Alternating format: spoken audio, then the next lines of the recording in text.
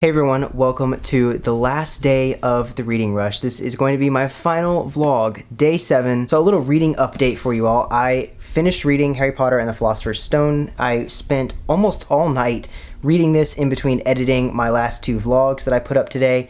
And also, I spent most of the morning reading the rest of it, and so I finished it today. It's such a great series to always come back to whenever you want to do a reread or whenever you need a book to just pick you up. I love reading Harry Potter, and this has been one of my favorite series just growing up. And this was my 4th book for the reading rush, and so now I only have these 3 left here, which are the Hogwarts Library editions. These are from the box set, and I have the Tales of Beedle the Bard, Fantastic Beasts and Where to Find Them, and Quidditch Through the Ages. And these are like the in-universe, like textbooks. I'm going to start with Tales of Beedle the Bard first, and then I will move on to the other 2 books. This should get me through the end of the reading rush. I'm really, really excited. This is like the end of it, and I want to be filming all the way to like the end and have a little after party, and we'll celebrate and we'll do a little reading wrap up at the end of this vlog. So the video challenge for today, the last video challenge of Reading Rush, is to talk about a book that someone recommended to you and how it impacted you. And as cliche as this might sound, I'm actually going to pick A Court of Mist and Fury by Sarah J. Maas. You guys know how much I like Sarah J. Maas on this channel. She's one of my favorite authors. And the first book that I ever read by her was A Court of Thorns and Roses.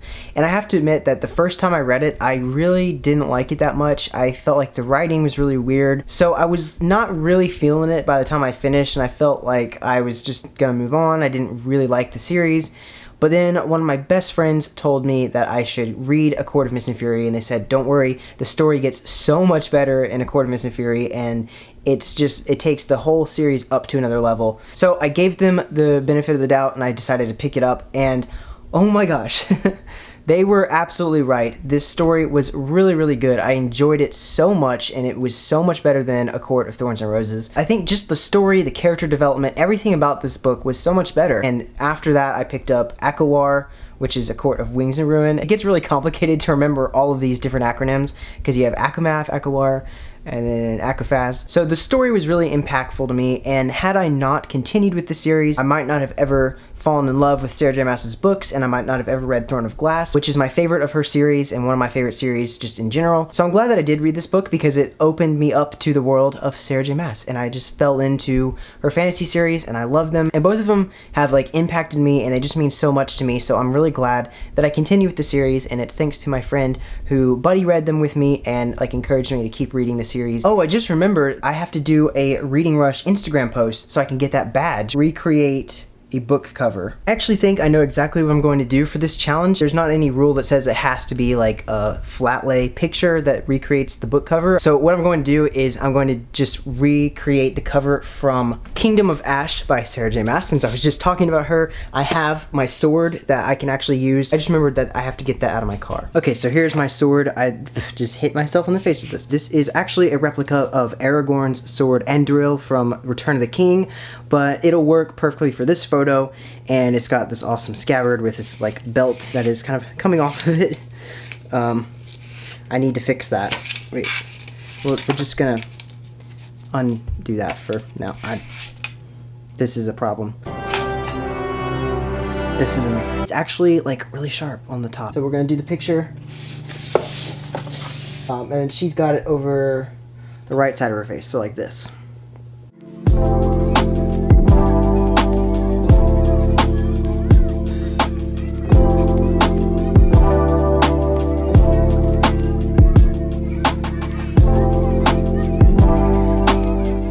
Okay, so I just finished Tales of Beedle the Bard, and I enjoyed it for the most part. It was nice to read some of like the wizarding fairy tales that are in this world, and I kind of like how they have like their own stories and their own folk tales, adds to the world building. And it was fun reading Dumbledore's commentary throughout the book, because he is like making notes throughout everything. And so sometimes I like to think that maybe this was like the copy that he gives to Hermione in the Deathly Hallows, because he says it's his personal copy that he leaves her in his will. So maybe it's like a copy that has all of his like commentary and notes in it. But it was interesting reading his commentary and just some of his insight supposedly as this wise old wizard. But actually sitting here and reading this was making me really sleepy, because this whole week has just been full of all-nighters of me staying up so late every single night to read, to edit vlogs. I am exhausted, so I was actually kind of getting really sleepy reading this book. My eyes were getting really heavy, so I need to get up and go eat some dinner and try and like energize myself and wake up a little bit. I still have Fantastic Beasts and Quidditch Through the Ages, so I gotta get through both of these, but I feel like I'm so close to being done. I'm on the home stretch now, so I feel like I can make this. But first, I'm gonna go grab a bite to eat, because I need some energy. Okay, so I'm back from dinner now, and it's time to start book number 2, which is gonna be Fantastic Beasts and Where to Find Them by Newt Scamander. This is like the literal textbook that they actually read at Hogwarts, so it's gonna be great to read this, because the movie I thought was pretty good. I was not a big fan of Crimes of Grindelwald, which I actually have on my shelf, but I didn't read it and I didn't like the movie. But Fantastic Beasts though was pretty good. I thought it was a good spin-off and like sequel to Harry Potter. Prequel. I mean, it's a prequel because it takes place before all of this.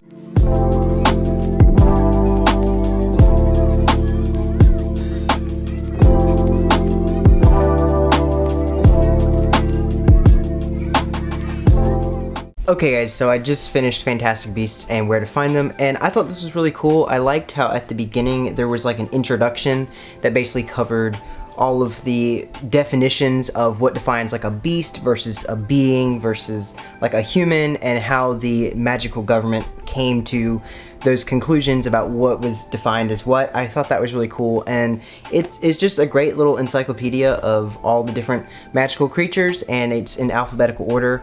And I flew through this because it is already 11:35 and I have one more book to go, so I have to book it through this. Oh, book it, kind of funny, pun intended. I have to fly through this book. Oh my gosh, that's another pun because it's literally about Quidditch.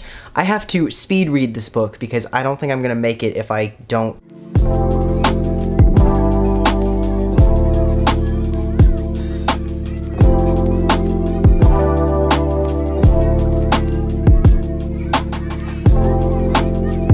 Alright guys, I just completed the reading rush. I have officially completed everything. I have read all 3 of these books, and holy crap, I had to speed read through the Quidditch book. I was almost like skimming it, but I'm still counting it as having been read because I did retain information from it, and I read a lot of interesting facts about Quidditch. I think it's interesting to see how the game developed and just how they basically made the words evolve, and so everything went from like the first broomstick game playing on the Queer Ditch Marsh, and that became Quidditch eventually, and like the Golden Snidget and the Bluter instead of the Bludger and the Golden Snitch, and just like how they evolved everything. It's basically like the wizard version of rugby and soccer, whereas there's also an American version that's called Quadpot, and I'm assuming that's more like American football. So you have like American football versus European rugby, and it's like the 2 competing broomstick games. I thought that was pretty clever. I'm so happy that I finished all of these. I can't believe it. It's been a crazy reading rush, and it is officially now midnight, which means the reading rush has come to an end. I'm really proud of myself for being able to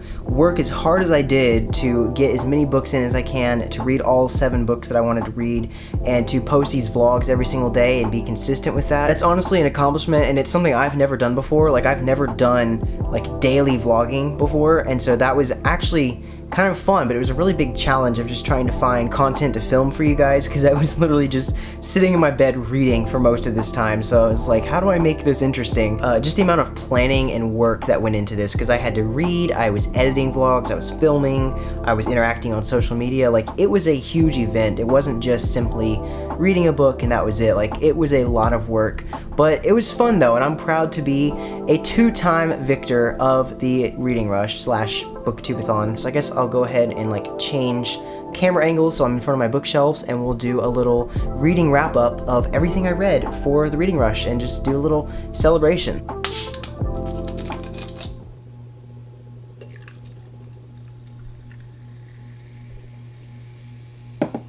So yes, I'm being extra fancy here, and I have sparkling water in a little shot glass because I don't have any champagne, so we're drinking sparkling water. We're gonna make it work. Here's a toast for finishing the reading rush. Also brought back my victory top hat, which you can't really see in the whole frame, but it's up there. So, victory top hat and a toast to the reading rush of 2019.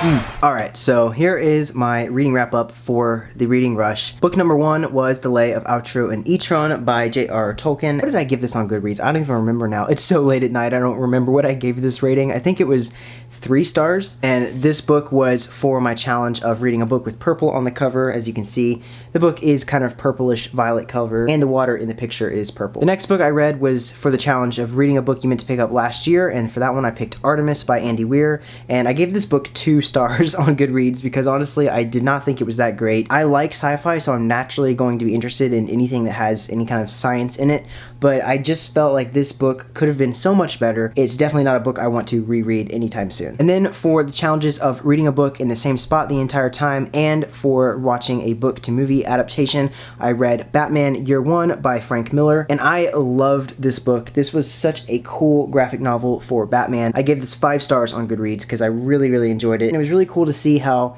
Christopher Nolan adapted the source material here into the movie Batman Begins. I thought that was really cool to recognize different scenes in here from the movie and just like know that that's where the inspiration came from. So I really enjoyed this book and I'm glad that I read it. The next book that I picked up was Harry Potter and the Philosopher's Stone, and this is my 20th anniversary Slytherin edition with these cool sprayed edges, and it was just great to come back to this world and re-experience the nostalgia and the magic again, and it was a very quick read. I read this in less than 24 hours. Of course, I have already given this book 5 stars on my Goodreads ratings, but it still maintains its 5-star rating just because it's Harry Potter, and this was for the challenges of reading a book with a non-human main character because technically Harry's a wizard, so I'm counting it as him not being a totally human character, and this is also counting for reading an author's first book because this was J.K. Rowling's like debut novel, the first story that she came up with. And then the books that I just finished were The Tales of Beedle the Bard with a commentary by Albus Dumbledore. So this contains like 5 tales that are the wizard folk fairy tales, and Dumbledore is the one giving commentary through the whole thing, and I thought that was really cool to just read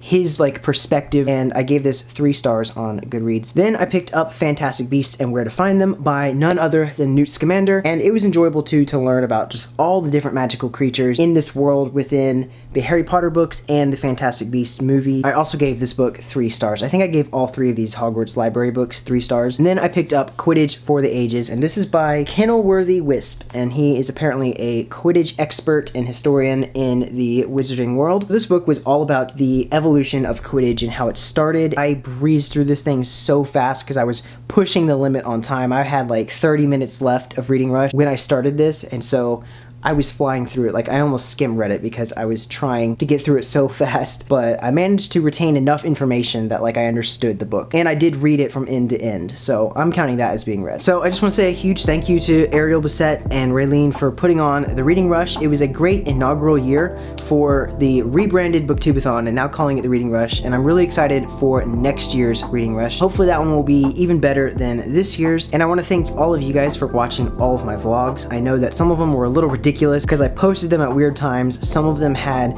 some interesting content, others just had me reading the whole time, like in time lapses and stuff. So thanks for watching anyways though, and I appreciate you guys coming along this journey with me over this week. If you did the Reading Rush, please let me know like in a comment below like how your Reading Rush went, what you read, and if you accomplished the goals that you put for yourself and the goals for like the Reading Rush. And also I wanted to say thank you so much guys for 5,500 subscribers.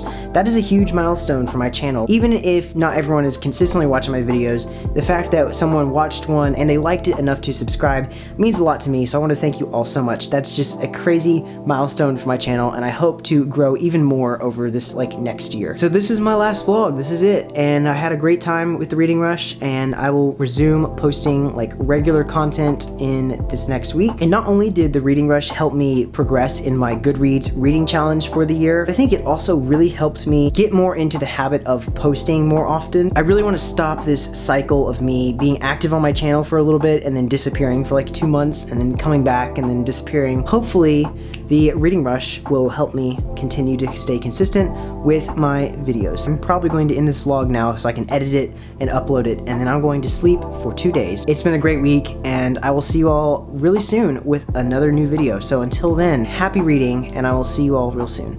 Bye.